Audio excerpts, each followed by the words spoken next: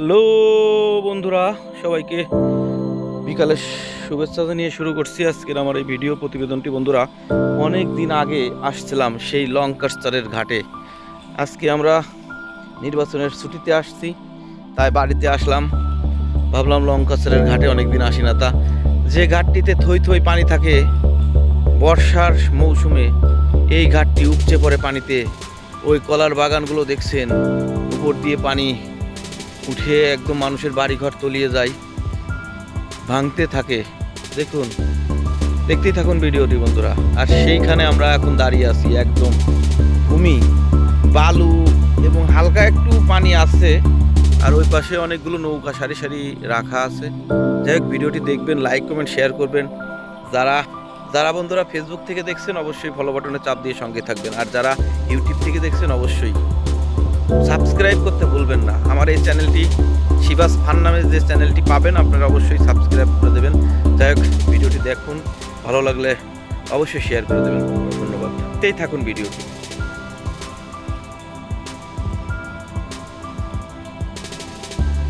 বন্ধুরা, অনেকটা চর পেরিয়ে আমরা ছুটে চলে এলাম এই পারে।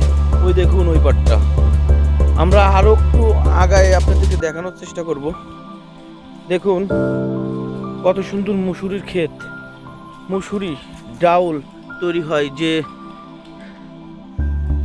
গাছটি আপনাদেরকে দেখানোর চেষ্টা করছি। হাজার হাজার বিঘা জমিতে মুসুরি চাষ হচ্ছে, আরও অন্যান্য ফসলও আছে।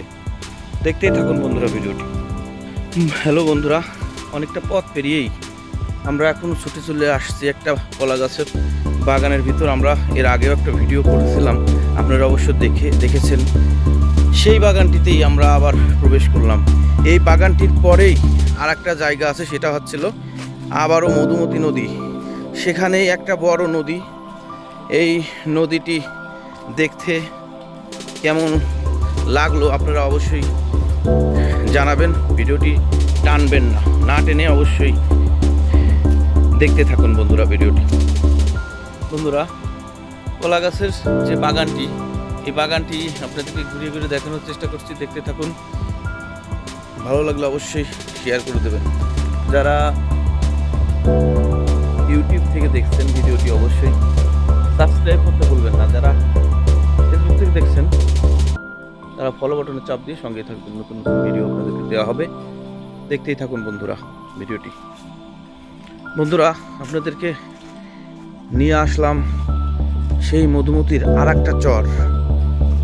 এই বড় চরটি পার হয়েই মূলত আমরা এই চরে আসলাম।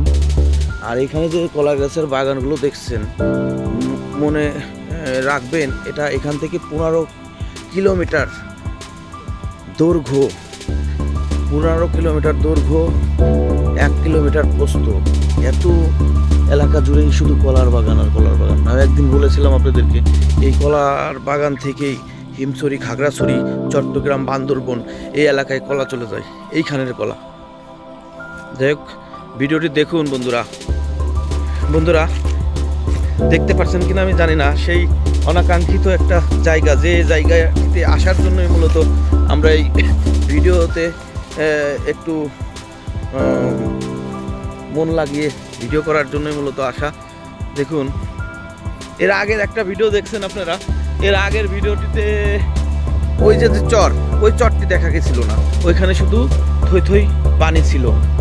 দেখতে পাচ্ছেন কি সুন্দর প্রকৃতি রূপ ধারণ করে রয়েছে। এটা হচ্ছে সেই লঙ্কাস্টারের চর। দেখুন কি সুন্দর একটা এরিয়া। এই এরিয়াটি যদি আমার নিজের থাকতো, আমি এখানে একটা রিসোর্ট অর্থাৎ পার্ক তৈরি করে দিতাম। এত জায়গা যদি আমার থাকতো। দেখুন খালি কলার বাগান, কত দূর বিস্তৃত। আমি বলেছিলাম 15 কিলোমিটার। দেখুন 15 কিলোমিটার বিস্তৃত।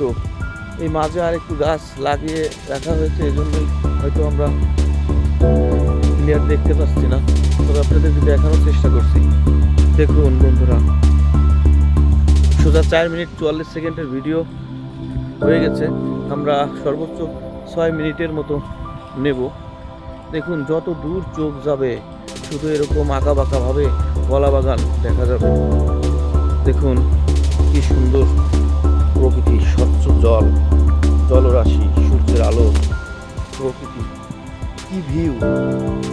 চমৎকার অসাধারণ একটি ভিউ বন্ধুরা, দেখুন কি সুন্দর ভিউ। আমরা একটু জুম করে দেখানোর চেষ্টা করি, দেখি, দেখুন